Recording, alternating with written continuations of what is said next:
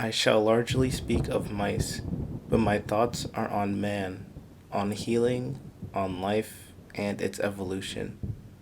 Threatening life and evolution are the two deaths, death of the spirit and death of the body.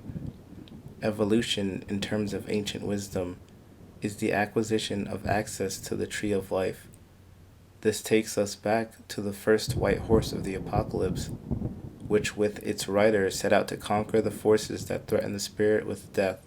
Further in Revelation, we note, "To him who conquers I will grant to eat the tree of life, which is the paradise of God." And further on, "The leaves of the tree were for the healing of nations." These are the words of a man named John B. Calhoun, who was a renowned researcher in the late 20th century. They come from his paper titled Death Squared: The Explosive Growth and Demise of a Mouse Population, and it details his experiments on a population of mice essentially quarantined with each other and watching how their society developed over months. Some of you may know this as its more common name, the Mouse Utopia experiments. Though one may think that resources would eventually become a limiting factor, maybe space or food would become scarce, which would cause death amongst the colony. However, the true nature of the situation was far more grim than anyone could have predicted.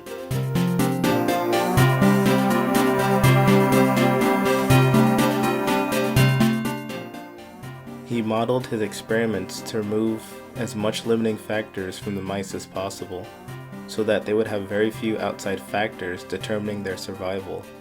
He controlled for resources, weather, predation, disease, and emigration, so that the mice would basically be living in the perfect world, hence the name Mouse Utopia. To begin, he placed 8 mice into the enclosure and waited, watching their behavior over time. For the first 104 days, a period which he named Phase A, the mice spent their time determining the social hierarchy before they would begin breeding. Once breeding began, the population began to increase exponentially, which marked the start of Phase B.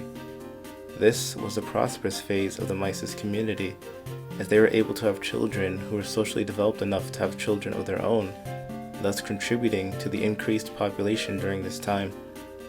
The females tended to clump together in brood groups and all had their young in a few select areas, while other areas saw little to no females. This is because they tended to go for the mouse equivalent of Chad and gave him a harem while all the other males got no sexual access. After day 315, Phase C, or the stagnation, began. This was marked by the inability for the neglected males to emigrate, thus forcing them to stay in a society where they found no role or societal niche. They began to withdraw physically and psychologically, sometimes lashing out in violent attacks to any mice nearby. The females of this generation separated themselves from these males even more, since they were so violent.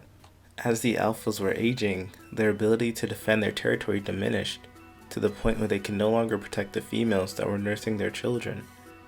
This resulted in their nesting sites frequently being invaded, thus making the females more aggressive because they were forced to take on the role of the dominant male. This aggression was sometimes misdirected towards their young, who were often forced to leave the nest prematurely to avoid continued abuse. The mothers would often fail to nurture their young as well, due to the added stress of having to defend them. They would regularly move only a few of their young at a time and leave the rest to fend for themselves, which often resulted in death. Quote, "For all practical purposes, there had been a death of societal organization by the end of Phase C. Finally, we reach Phase D, or the phase of death. After day 560, the population size stopped increasing. After day 600, the infant mortality went through the roof, and pregnancies declined significantly. The population began to decline because the older mice were dying. They were not being replaced with any new mice children, because the mice were either neglecting their babies, thus leading to high infant mortality, or they weren't giving birth in the first place.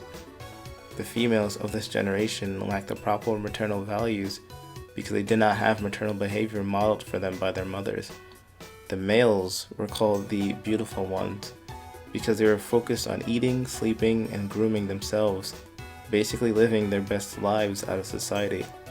They did not pursue the females, nor did they try to jockey for societal dominance. They simply lived the lives they wanted to live. Now, with that exposition dump out the way, I think you can see the clear parallels with American society. Its accuracy is quite astounding considering we are two different species, but maybe it's a primal animal inclination rather than being one bound to a specific species. Let's start from Phase B, which manifested itself with the birth of the boomers after World War II. During this time, there was a large growth of the American population since all of the World War II veterans decided to come home and start families. Now with all these people alone, it probably would not have been so bad, but with the advent of social media and dating apps, we moved swiftly into Phase C. Phase C was marked by several things. 1. There were men left out of the sexual loop because the females would hoard around the alpha mice. And 2. The females began directing their aggression towards their children. Now for this relationship, you have to think about the reason why the rejected males are forced to the center of the cage. They went there because emigration was not an option. In other words, they could not escape their societal position because they could not escape Chad's shadow. This is no different in humans. No Western male can escape Chad's shadow because the dating apps make him available to all women. This means that emigration is not an option as long as you stay in the West. Despite having travel readily available, many men can't afford to pick up and leave to the East or something to find a wife either.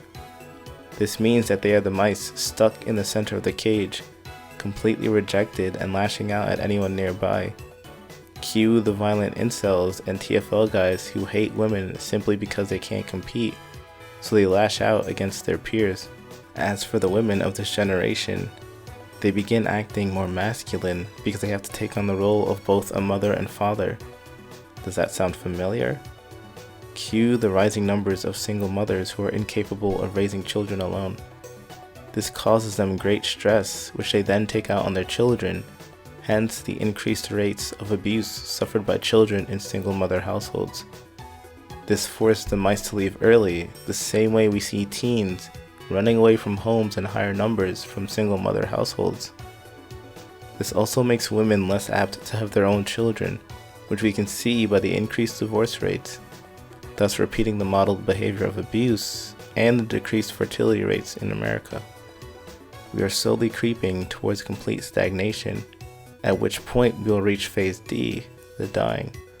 Once the birth rate becomes low enough that the boomers dying outpaces how fast they're being replaced, it will already be too late. And nobody seems to have any idea what to do about it, myself included. It is far too late. All of my hope has been extinguished in light of recent events. At this point, I don't even think these people deserve saving. They should suffer the consequences of their lifestyles.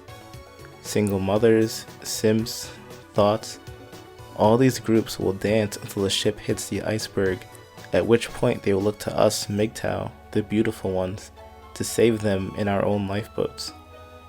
If you feel so inclined, then feel free to lend a helping hand. As for me, I plan on being on a beach somewhere on the West Coast, sipping a margarita with my feet up and headphones plugged in. I mean, if mice going their own way thought that this was the best course of action, what's stopping mankind from doing the same?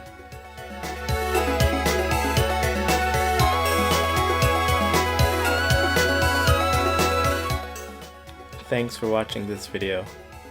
This has been a topic I kind of put on the back burner for a while, but when a Mouse Utopia video showed up in my recommended feed, I figured I'd finally get around to drawing the connections.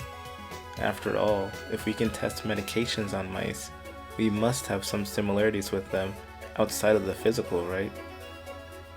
Maybe not, but a man can dream. But yeah, like and subscribe for more content like this, and as always, stay prosperous.